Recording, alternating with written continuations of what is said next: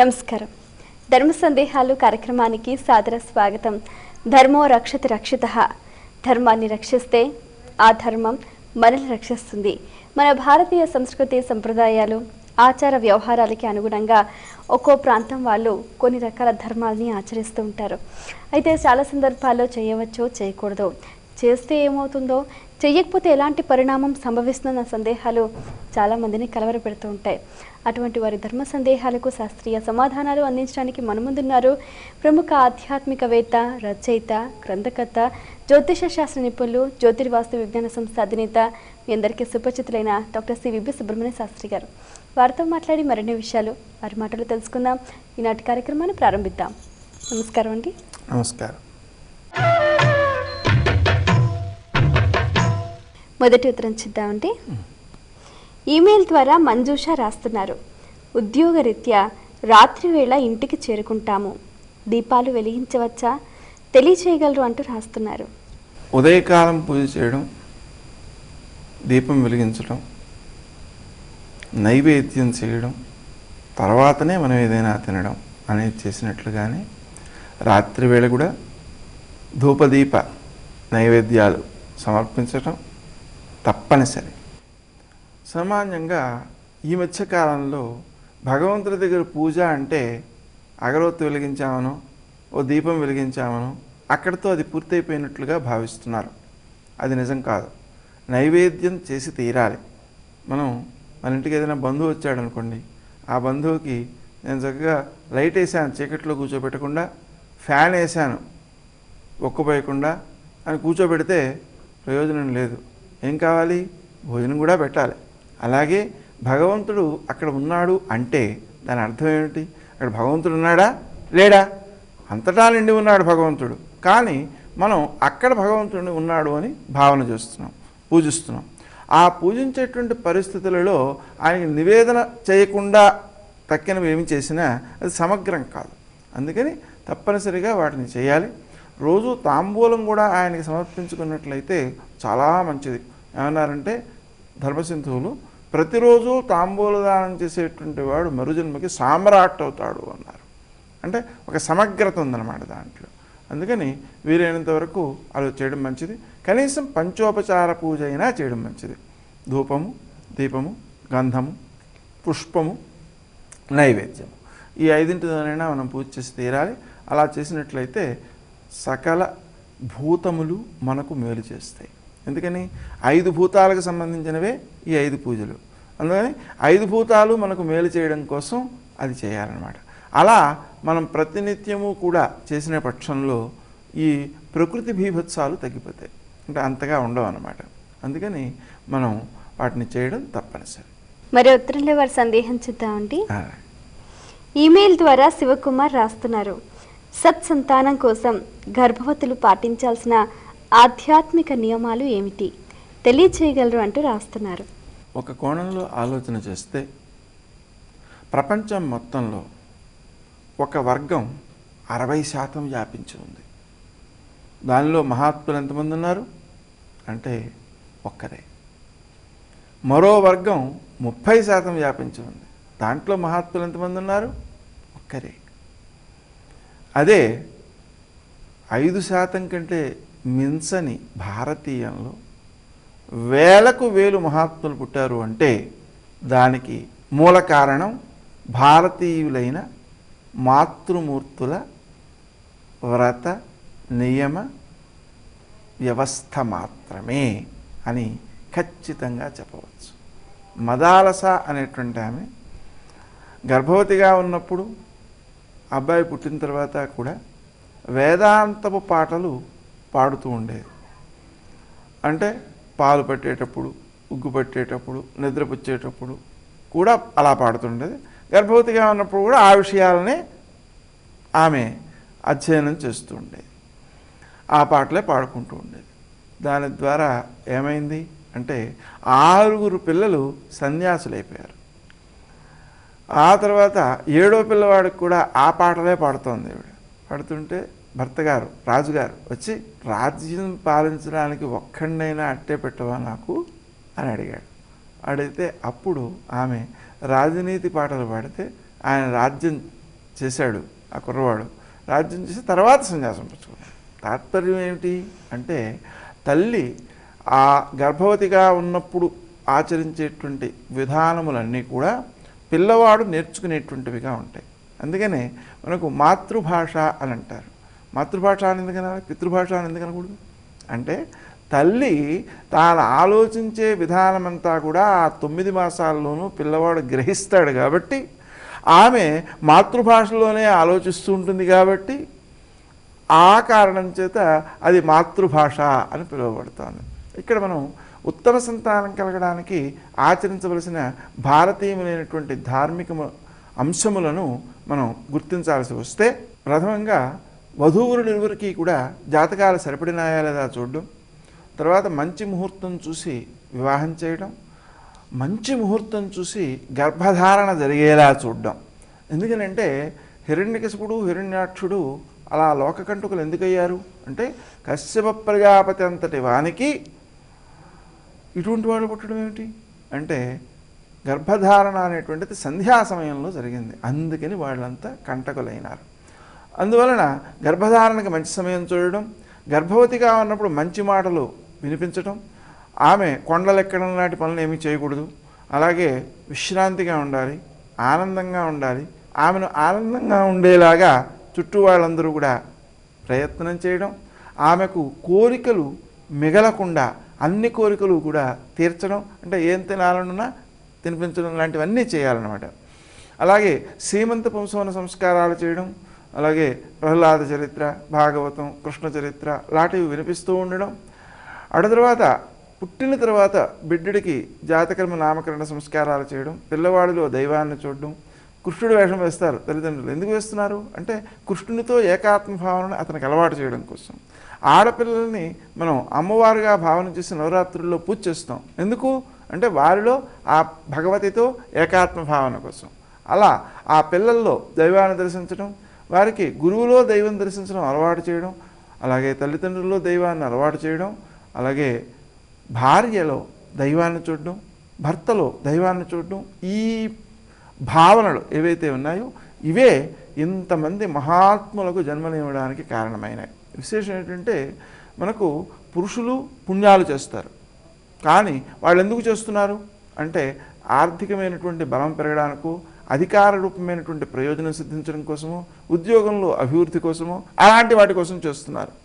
మరి స్త్రీలు పుణ్యాలు చేస్తున్నారు ఏమిటి, వ్రతాలు, నోములు, దానాలు ఎందుకు చేస్తున్నారు అంటే భర్త యొక్క ఆయుర్దాయం కోసం, అంటే సౌభాగ్యం కోసం, అలాగే కడుపు చలవ కోసం, అంటే సత్సంతానం కోసం.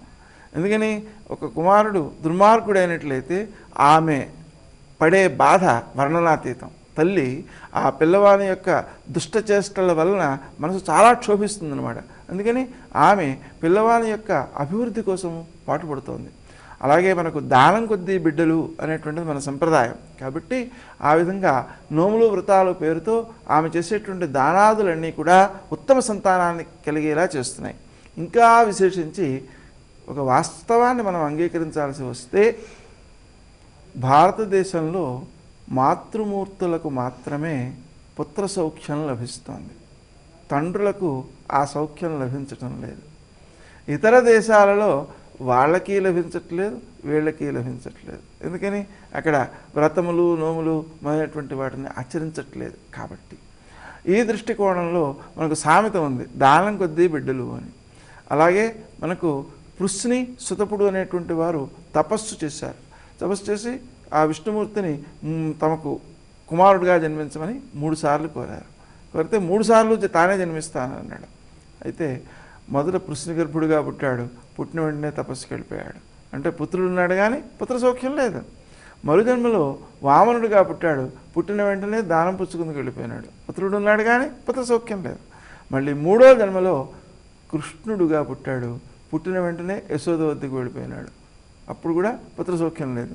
కానీ యశోద సంతానం యొక్క సౌఖ్యం కోసం పెరుగు దానం చేసినందువలన ఆమెకు పుత్ర సౌఖ్యం లభించింది.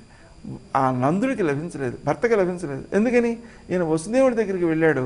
ఆ వసుదేవుడు ఇంటి దగ్గర ఏవో ఉపద్రవాలు వచ్చాడన్న జాగ్రత్తగా చూసుకోమన్నాడు. చూసేమనేటికి ఇంటికి వెళ్ళేటికి పోతన శరీరంపై కుష్ఠుడున్నాడు, ఒక ఉపద్రవం. అలా ఉపద్రవాలు ఇంకే వస్తాయో అని ఆలోచించడమే సరిపోయింది, కానీ కృష్ణుడితో ఆనందించడానికి ఆయనకి తీరిక లేకపోయింది.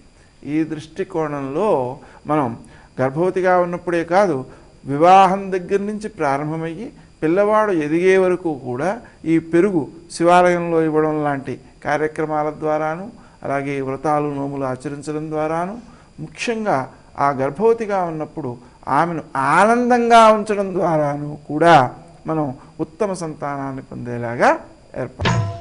మరి ఉత్తరం చూద్దామండి. ఈమెయిల్ ద్వారా లక్ష్మీ నరసింహ రాస్తున్నారు. దీపం దేవుని వైపు ఉండాలా, మన వైపు ఉండాలా తెలియచేయగలరు అంటూ రాస్తున్నారు. మనం సమర్పిస్తున్నది దైవానికి కాబట్టి ఆ దీపం దేవుని వైపే ఉండాలి. అయితే దీప నిర్మాణంలో కొన్ని నియమాలు మాత్రం ఉన్నాయి. ఏమిటంటే, ఆవునేతి దీపం దేవునికి కుడి పక్కన ఉండాలి, నువ్వుల నూనె దీపం దేవునికి ఎడం పక్కన ఉండాలి. ఆవునేతి దీపం జ్ఞానాన్ని అందిస్తుంది, నువ్వుల నూనె దీపం కోరికలను తీరుస్తుంది. రెండిట్లోనూ కూడా 3 ఒత్తులు మోహినీదేవి కోసం, 5 ఒత్తులు చిత్రగుప్తుని కోసం, 5 ఒత్తులు భగవంతుని కోసం మనం వెలిగించాలి. అలా వెలిగించినప్పుడు ఆ ఫలితాన్ని మనం పొందగలుగుతాం. మోహినీదేవికి దీపం వెలిగించకుండా భగవంతునికి వెలిగిస్తే మనము ఆ పుణ్యాన్ని మోహానికి లోబడేటువంటి విధానము వలన వ్యర్థం చేసుకుంటాం. చిత్రగుప్తునికి వెలిగించకుండా భగవంతునికి వెలిగించినట్లయితే మనం ఆచరించేటువంటి కార్యక్రమాలలో చెడు పనులను నిరోధించాలి అనేటువంటి వివేకం నశించినందువలన మనకు ఇష్టమైన పనులు చేస్తుంటాం. అప్పుడు ఏమవుతుంది, ఈ పుణ్యం కాస్త వ్యర్థమైపోతుంటుంది. అలా వ్యర్థం కాకుండా ఉండడం కోసం మోహినీదేవికి 3 ఒత్తులు కలిపి ఒక దీపం, చిత్రగుప్తునికి 5 ఒత్తులు కలిపి ఒక దీపం, భగవంతునికి 5 ఒత్తులు కలిపి ఒక దీపం, ఇలా ప్రతి కుందిలోనూ 3 దీపాలు ఉండాలి. అలా ఆచరించినట్లయితే దీపం యొక్క సమగ్ర ప్రయోజనాన్ని మనం పొందుతాం. మరి ఉత్తరం చూద్దామండి. ఈమెయిల్ ద్వారా గిరిజ రాస్తున్నారు. నవగ్రహ పూజ చేస్తే స్నానం చెయ్యాలా వివరించండి అంటూ రాస్తున్నారు. ఇది చాలా దుష్టమైన అంశము, లోకంలో ప్రచారం ఎక్కువగా అవుతోంది. ఇప్పుడు మీకు నేను షేక్ హ్యాండ్ ఇచ్చి నా చేయి కడుక్కున్నాను అనుకోండి, అది మిమ్మల్ని గౌరవించినట్లు కాదు కదా. అలాగా భగవంతునికి పూజ చేసి మనం స్నానం చేస్తే భగవంతుని గౌరవించినట్లు కాదు. పూజ చేసే ముందు స్నానం చేస్తే పవిత్రత, పూజ చేసిన తర్వాత స్నానం చేస్తే అది అవమానించటం. ఉదాహరణకి మనకు హోమాదులు చేసినప్పుడు శరీరం అంతా కూడా ఆ దుమ్ము, ఆ పొగ, వీటన్నిటితోనూ చాలా ఇబ్బందికరంగా ఉంటుంది. ఆ సమయంలో కూడా స్నానం చేసినట్లయితే ఆ అగ్నిని అవమానించినట్లు. కాబట్టి అప్పుడు కూడా స్నానాధికం చేయకూడదు. అలాగే మనకు ఈ నవగ్రహ ప్రదక్షిణం చేసినప్పుడు కాళ్ళు కడుక్కోవడం అనేటువంటిది, అలాగే నువ్వులు దానం ఇచ్చిన తర్వాత ఆ దానం పుచ్చుకున్న వ్యక్తి యొక్క ముఖం చూడకూడదు అనేటువంటిది, ఇవన్నీ కూడా లోకంలో ప్రచారంలోకి వచ్చినటువంటి అవాస్తవాలు. ఒక రకంగా చూస్తే దుష్ట ఫలితాలను ఇచ్చేటువంటి క్రియలు. అందువలన ఆ గ్రహాలను దైవాలుగా భావించి మనం పూజిస్తే వాళ్ళ నుంచి సత్ఫలితాలను పొందగలుగుతాం తప్ప ఏదో పనికిరాని వాళ్ళుగా వాళ్ళని చూస్తేనే స్నానం చేసే పరిస్థితి అనేటువంటిది ఏదైతే ఉందో దానివలన సత్ఫలితాలను పొందడం కంటే దుష్ఫలితాలను పొందే ప్రమాదం ఎక్కువ ఉంది. అయితే వాళ్ళు దైవాత్మకులు కాబట్టి అంత మాత్రం చేత దండించేస్తారు అని కాదు, కానీ అది సరి అయిన విధానం మాత్రం కాదు. మరి ఉత్తరం చూద్దామండి. ఈమెయిల్ ద్వారా నవ్య రాస్తున్నారు. సంతానం కోరేవారు ఎవరిని విశేషంగా పూజించాలి తెలియచేయగలరు అంటూ రాస్తున్నారు. సత్సంతానం కోసం మనం పూజించేటువంటి దేవతలలో దుర్గాదేవి ఒక ఆమె. ఆమెను మనం పూజ చేసేటప్పుడు నమోదేవ్యై మహాదేవ్యై దుర్గాయై సతతం నమః పుత్ర సౌఖ్యం దేహి దేహి గర్భరక్షాం కురుష్వనః అనేటువంటి మంత్రం ద్వారా కనుక ఆమెను పూజ చేసినట్లయితే గర్భరక్షణ జరుగుతుంది, సత్సంతానము కలుగుతుంది, సంతాన సౌఖ్యము సిద్ధిస్తుంది. దానితో పాటుగా సుబ్రహ్మణ్య స్వామిని పూజించే విధానం మరొకటి. సుబ్రహ్మణ్య స్వామికి 2 రూపాలు ఉన్నాయి. ఒకటి శరీర రూపం, 2 నాగరూపం. ఈ నాగరూపం అనేటువంటిది కుండలిని శక్తికి సంకేతం, జ్ఞానశక్తికి సంకేతం. అయితే ఆ కుండలిని శక్తిని మనం మూలాధార స్థానం నుంచి యోగ సాధన ద్వారా పైకి తీసుకువస్తూ స్వాధిష్టాన చక్రం వరకు తీసుకువచ్చిన తర్వాత సంతానాన్ని పొందినట్లయితే అప్పుడు పొందేటువంటి సంతానము ఉత్తమ వ్యక్తులుగా, యోగ సాధకులుగా, మంచి మహాత్ములుగా జన్మించే అవకాశం ఏర్పడుతుంది. అందుకనే ఈ యోగ సాధన అనేటువంటిది వివాహాత్ పూర్వమే ప్రారంభం చేయాలి అనేటువంటి విషయం మనకు గోచరిస్తుంది. అదే బ్రహ్మచర్యాశ్రమంలో ఈ సాధన అంతా కూడా కొనసాగుతుంటుంది. అలాగా ఆ విధంగా చేసినట్లయితే ఉత్తమ సంతానం కలుగుతుంది. అలాగే కృష్ణుణ్ణి ప్రార్థించేటువంటి సంతాన మంత్రం కూడా సంతాన గోపాల మంత్రం అంటారు. దాన్ని చేయడం ద్వారా కూడా ఉత్తమ సంతానం కలుగుతుంది. ఇక్కడ మనం భగవంతుడే నాకు కుమారుడుగా జన్మించాలి, ఆ భగవతే కుమార్తెగా జన్మించాలి అనేటువంటి భావన భారతీయంలో మాత్రమే గోచరిస్తుంటుంది. అందుకనే ఆడపిల్ల పుట్టింది అంటే మహాలక్ష్మి పుట్టింది అని సంతోషంగా శుభద్రవ్యాలన్నీ కూడా పంచుకునేటువంటి విధానం భారతదేశంలోనే ఎక్కువగా ఉంది. దాన్ని మనం పాటించాలి, ఆ భారతీయ సంప్రదాయాన్ని. ఆ విధంగా పాటించడం ద్వారా ఏమవుతుంది, సంతానంలో దైవాత్మకములైనటువంటి ఆలోచనలు వికసిస్తాయి. కాబట్టి ఇవి చేయడంతో పాటుగా సత్సంతానం కోసం పెరుగు దానం చేయాలి. అతి ముఖ్యంగా ప్రతిరోజు చేయడం మంచిది. జనవరి 14 మకర సంక్రాంతి ఆ రోజున చేయడం తప్పనిసరిగా చేయాలి. ఎందుకంటే యశోద సత్సంతానం కోసం ప్రార్థిస్తే దుర్వాసుడు పెరుగు దానం చేయమన్నాడు. ఆ విధంగా పెరుగు దానం చేసిన తర్వాతనే ఆమెకు కృష్ణుని వలన పుత్ర సౌఖ్యం లభించింది. అలాగే కృపి అనేటువంటి ఆవిడ, అంటే మన ద్రోణాచార్యుని భార్య, ఆమెకు కూడా చెప్పాడు ఈయన. చెబితే ఆమె కూడా దానం చేసింది. చేసిన తరువాత ఆమెకు అశ్వత్థామ జన్మించాడు. ఆ అశ్వత్థామ వలన ఆమెకు అన్ని సుఖాలే. అంటే అతను పుట్టిన తర్వాత సంపదకు లోటు లేకుండా జీవితం నడిచిపోయింది. కానీ మనం గమనించాల్సిన ముఖ్యాంశం ఏంటంటే ఆ పెరుగు దానము ద్రోణాచార్యుడు చేయలేదు. చేయనందువల్ల ఏమైంది అంటే అశ్వత్థామ హతః అనేటువంటి మరణ వార్త అబద్ధమే. దాన్ని విని ఈయన శరీరాన్ని విడిచిపెట్టాడు. అప్పుడు పుత్రసౌఖ్యం ఉన్నట్టు కాదు కదా. అదే ఈ కృపికి మాత్రం పుత్రసౌఖ్యం ఎంత బలంగా ఉందంటే, మనకు ద్రౌపది విషయం తెలుసు. ఆమె చాలా అభిమానం కలిగినది. ఆమెను అవమానించినందుకు ఆ దుర్యోధనుడిని, దుశ్శాసనుడిని, అలాగే మిగిలినటువంటి ఆ దుర్యోధనుని యొక్క తమ్ముళ్లను అందరినీ కూడా చంపే వరకు జుట్టుముడి వేయను అన్నంత స్థాయిలో ఆమె తన పౌరుషాన్ని ప్రకటించింది. కానీ తన కుమారులు ఉపపాండవులు వాళ్ళని రాత్రివేళ నిద్రపోతున్న సమయంలో అడ్డంగా నరికేశాడు అశ్వత్థామ. ఆ బాధ భరించలేక అతన్ని సంహరిస్తాను అని ప్రతిజ్ఞ చేసి అర్జునుడు పట్టుకు తీసుకువచ్చాడు. తీసుకువచ్చి ఆ ద్రౌపదికి చూపిస్తే ఆమె అంటుంది, పుత్రశోకం ఏమిటో నాకు తెలుసు, నా గురుపత్నికి కూడా ఆ పుత్రశోక వ్యధ అనుభవంలోకి రావడం నాకు ఇష్టం లేదు, అందుకని వాడిని చంపద్దు, అతన్ని వదిలేసాయి అంటుంది. వదిలేస్తే మరి నేను చంపుతానని ప్రతిజ్ఞ చేశాను కదా, అలా వదిలేస్తే ఎలా అని అన్నప్పుడు కృష్ణుడు ఆ శిరస్సు మీద ఉండేటువంటి మాణిక్యాన్ని కోసేసి ఆ శిరస్సు మీద ఉండే జుట్టును కత్తిరించడం ద్వారా అతనికి మరణశిక్ష విధించినట్టేను అని చెప్పి సర్ది చెబుతాడు. అంటే ఇప్పుడు మనం గమనించాల్సింది ఏంటి, ద్రౌపది యొక్క స్వభావంలో తనకి అపకారం చేసినటువంటి వాళ్ళను అంతగా క్షమించేసేంతటి స్థాయి లేదు. ఉంటే ఆ దుర్యోధనాదులను కూడా క్షమించేది కదా. కానీ గురుపుత్రుడుగా అతన్ని వదిలేయమని చెప్పింది. ఎందుకని చెప్పగలిగింది అలాగా అంటే ఆ కృపి యొక్క పెరుగు దానము యొక్క మహిమ అన్నమాట. అందుకని మనము ఆ పెరుగు దానం చేయడం ద్వారా పుత్ర సౌఖ్యాన్ని పూర్తిగా పొందవచ్చు. అందువలన ప్రతిరోజు శివాలయంలో అభిషేకం కోసం దంపతులు ఇరువురూ వెళ్ళి ఆ పెరుగు దానం చేసినట్లయితే ఉత్తమ సంతానం కలుగుతుంది.